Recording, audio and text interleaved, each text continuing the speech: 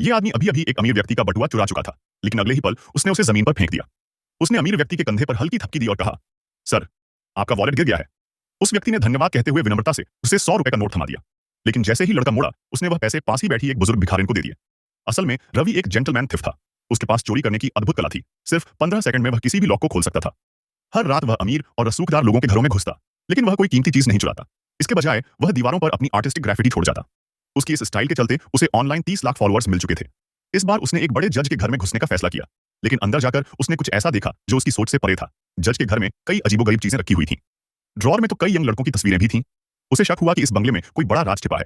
जैसे ही उसने तहखाने की दीवार के पीछे छिपे एक सीक्रेट रूम का पता लगाया और पीपा होल से अंदर झांका, उसकी सांसें रुक गईं। उसी वक्त जज, जो दोस्तों के साथ बैडमिंटन खेल रहा था, अपने फोन पर देखता है कि उसके घर का सिक्योरिटी सिस्टम डिस्कनेक्ट हो चुका है। वह फौरन कोई बहाना बनाकर घर की ओर भागता है। घर पहुंचकर जज ने हर कोना अच्छी तरह चेक किया, लेकिन उसे कुछ भी असामान्य नहीं लगा।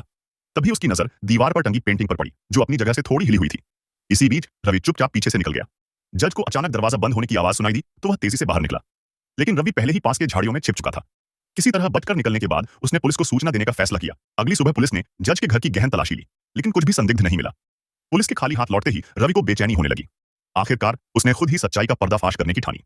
वह दोबारा जज के घर में घुसा और अलमारी में छिपकर सही मौके का इंतजार करने लगा। जैसे ही जज सीक्रेट रूम में गया, रवि धीरे से बाहर निकला, एक हथौड़ा उठाया और हिम्मत जुटाकर कमरे में घुस गया।